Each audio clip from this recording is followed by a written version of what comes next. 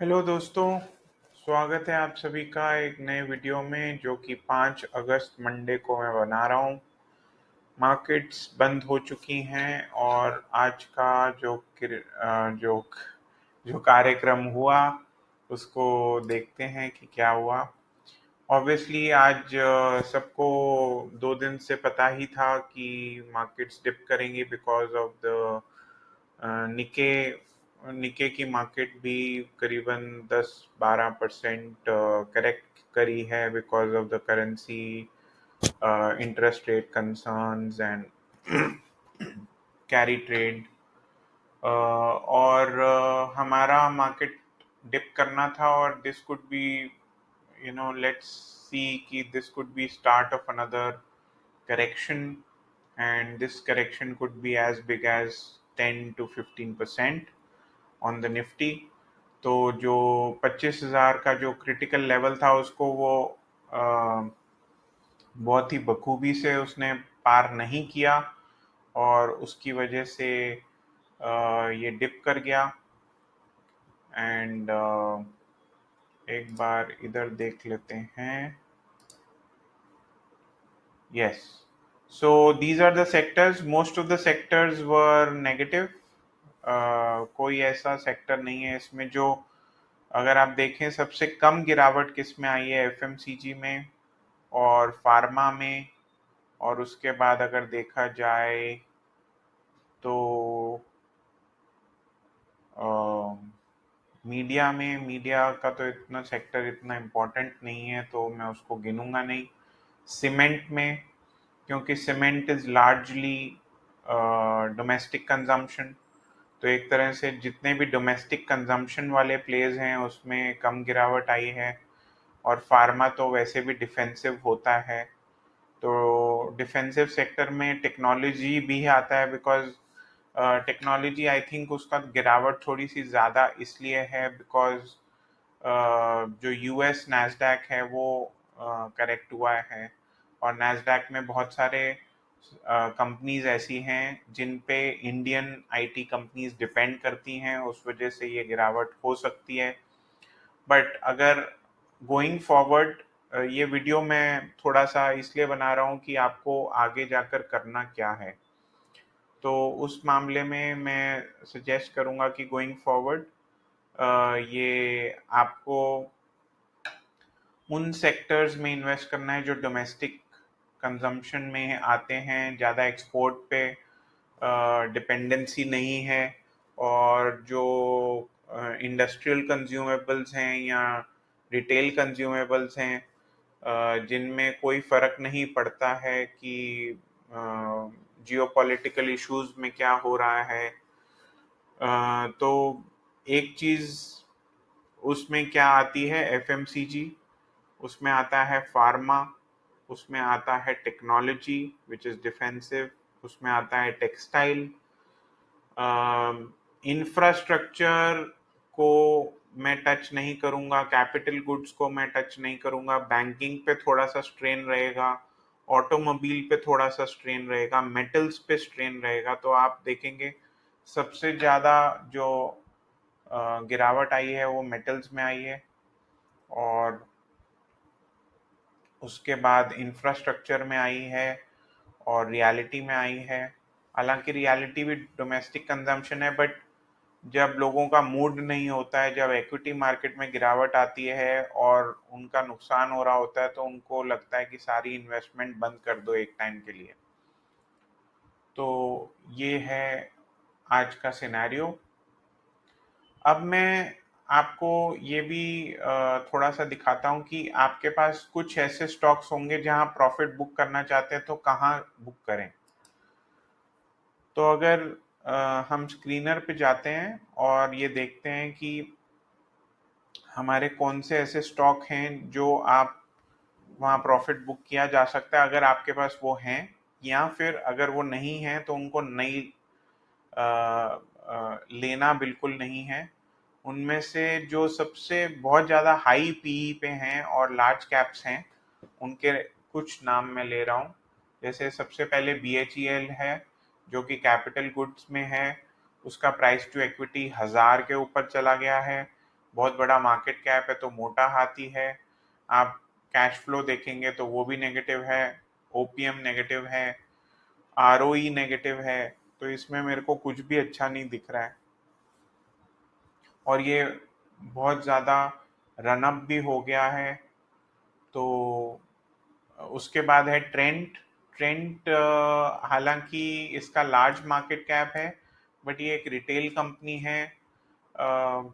तो एफएमसीजी में तो आती है, बट मैं उसको अभी टच फिर भी नहीं करूंगा बिकॉज इसका पीई भी 210 है। वोल्टास अगेन, थोड़ा सा रिटेल बिजनेस, थोड़ा सा कैपिटल गुड्स, इसको भी मैं टच नहीं करूंगा। लॉरस लैब्स, डिक्सन टेक्नोलॉजीज, जुबिलेंट फूड, इन्फो एज इंडिया, मल्टी कमोडिटी एक्सचेंज, आईसीआईसीआई प्रूडेंशियल लाइफ। अब इसको थोड़ा सा आप फिर भी एक्सेप्शन ले सकते हो क्योंकि ये इंश्योरेंस सेक्टर में है, तो एज सच कोई दिक्कत नहीं है। बट इसके मुकाबले की इंश्योरेंस कंपनीज को देखा जा सकता है, क्योंकि ये जो 100 से ऊपर जिनका पीई है उसको मैं कोई भी टच करने की कोशिश नहीं करूंगा। Tata steel, United breweries, max financial, ABB, Apollo hospitals, astral, siemens. अब ये जितनी भी कंपनियों के नाम लिए मैंने, 16 कंपनीज हैं, इनको आपको एग्जिट कर देना चाहिए अगर आपके पास हैं ये। और अगर आपके पास नहीं है तो इनको please fresh buying in companies में ना ही करें तो अच्छा है। ये सावधान रहने की बात बता रहा हूँ, बाकी करना तो आपने वही है जो आपके दिमाग में आता है। और भी कुछ कंपनीज हैं, ये भी एक्सपेंसिव ही हैं। अगर आप ये पूरी लिस्ट आपको स्क्रीनर से मिल जाएगी, और इसका मैं एक कोशिश करूंगा, मैं इसका लिंक भी डिस्क्रिप्शन में डाल दूंगा। तो ये कंपनीज आपको नहीं लेनी है। कैपिटल गुड्स आपको नहीं लेना है, इंफ्रास्ट्रक्चर नहीं लेना है, पावर सेक्टर, पीएसयू एंटरप्राइजेज जो हैं, पब्लिक सेक्टर एंटरप्राइजेज जो हैं, जो पब्लिक सेक्टर की कंपनीज हैं, वो नहीं लेनी है। प्राइवेट बैंक्स में भी अभी थोड़ा सा तो स्लगिशनेस रहेगा। पब्लिक सेक्टर बैंक्स में तो मुझे कोई ज़्यादा उम्मीद या उछाल दिखता नहीं है। तो मेनली आप किस में इन्वेस्ट कर सकते हो? आप अच्छी चुनिंदा डोमेस्टिक कंजम्पशन, जो डोमेस्टिक रिटेल कंजम्पशन है, फॉर एग्जांपल मैं आपको एक उदाहरण देता हूँ। ब्रिटानिया है। ब्रिटानिया रोज़मर्रा की फूड आइटम्स बनाती है, और चाहे बिस्किट हो गया, चाहे वो ब्रेड हो गया। अब ब्रेड और बिस्किट का डिपेंडेंसी, उसकी कंजम्पशन की डिपेंडेंसी किसी जियोपॉलिटिकल फैक्टर पे नहीं है। लोगों ने उसको लेना ही लेना है, और तो उसका कोई ये नहीं है कि इंटरेस्ट रेट ज़्यादा हो जाएंगे तो ये कम हो जाएगा, इसकी खपत कम हो जाएगी। इंटरेस्ट रेट गिर जाएंगे तो ऐसा हो जाएगा, अगर तेल या डॉलर बढ़ गया तो वो ऐसा हो जाएगा। ऐसा कुछ इस पे कोई डिपेंडेंसी नहीं है। तो इस तरह की डिफेंसिव कंपनीज को आप कंसिडर कर सकते हैं। अब चलते हैं मॉडल पोर्टफोलियो पे। तो आज सुबह हमारा पोर्टफोलियो अच्छा परफॉर्म कर रहा था, करीबन 6.5% पे ही टिका हुआ था। और ये जितनी भी गिरावट आई है वो 2 बजे के बाद आई है। बट हमने आज जो चेंज किया वो मैं पहले बता देता हूँ। हमने कैस्ट्रॉल इंडिया को एग्जिट कर दिया, क्योंकि वो मतलब करीबन 7-8 दिन से स्लगिश रह रहा था। उसमें जो जितनी भी उसने गेन्स किए थे वो सारे गिव अप कर दिए थे, तो हमने वो एग्जिट कर दिया। मार्क्सन्स को भी मैं चाहता था कि एग्जिट कर दूं, बट ये क्योंकि फार्मा की कंपनी है तो हमने सोचा कि ये डिफेंसिव प्ले है तो इसको रख लेते हैं। लिम्बिक फार्मा जो एपीएल लिमिटेड है, उसको भी, वो भी ठीक चल रहा है, और वो भी एक डिफेंसिव प्ले है तो उसको भी रखेंगे। बाकी सब कंपनीज को मैंने कुछ हाथ नहीं लगाया। और आज हमने रोजारी बायोटेक ले लिया है, जो कि अगेन एक डोमेस्टिक कंजम्पशन प्ले है। ये टेक्सटाइल केमिकल्स बनाते हैं, तो मेनली रिटेल सेक्टर में है, केमिकल की कंपनी है, और इसका मेनली डोमेस्टिक कंजम्पशन है। और डिटर्जेंट्स भी बनाते हैं, तो इसमें कोई इशू वाली बात नहीं है। तो हमारा पोर्टफोलियो अभी भी 4.82% पे टिका हुआ है, और which is not bad considering कि हमारे को खाली 40 दिन हुए हैं, तो लगभग लगभग आधा टाइम हुआ है, और अभी ऐसी अम, कोई बुरी बात हुई नहीं है पोर्टफोलियो के साथ। तो आगे देखेंगे कि हमने क्या करना है, और हम सफिशेंटली कुशन्ड हैं, हमने 5,000 रुपये का कैश प्रोटेक्शन भी रखा हुआ है। तो ये है पोर्टफोलियो की कहानी। और अब चलते हैं वॉल्यूम बजर्स पे। वॉल्यूम बजर में मैंने आज की लिस्ट डाउनलोड करके मैंने उसको अपलोड कर दिया है, और अगर देखा जाए तो मैं अगर इसको सॉर्ट करता हूँ तो रूबी मिल्स मार्केट कैप उसका ज़्यादा नहीं है, तो पहली कंपनी जो आती है वो है GHCL, which is hydrocarbon limited, और इसका मार्केट कैप है 5710.84।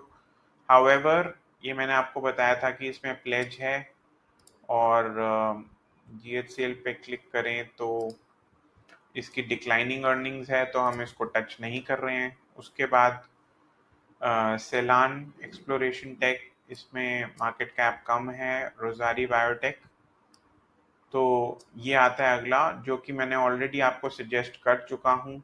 तो इसी में वॉल्यूम्स बिल्ड हो रही हैं, तो मैं चाहूँगा कि इसी को मैं लूँगा, और क्योंकि हमने इसको ले लिया है, हम अभी 3-4 दिन चुप बैठेंगे, हमने ज़्यादा कुछ करना नहीं है, खाली मार्केट को वॉच करना है। आप अपना इधर उधर से जो कैश है उसको इकट्ठा कीजिए, जितना भी आपका पोर्टफोलियो है 20-25% कैश इकट्ठा कीजिए, ताकि जब आप डालेंगे तो आपकी जो एवरेज पोर्टफोलियो की वैल्यू है वो बढ़ जाएगी, यूनिट्स बढ़ जाएंगे शेयर के। तो ये आपकी आगे की रणनीति होनी चाहिए। इस पे अगर कुछ भी आपका कमेंट है, कुछ क्वेश्चन है, कोई क्वेरी है, कोई डाउट है, उसको आप कमेंट्स में पूछिए। मैं हर कमेंट को पढ़ता हूँ और उसका जवाब देता हूँ। आप जो ट्राइब ऑफ सीकर्स ग्रुप है उस पर भी आप पूछ सकते हो। तो ये वीडियो यहीं तक रखते हैं, और मिलेंगे कल आपसे। अभी के लिए अलविदा और take care. Thank you so much.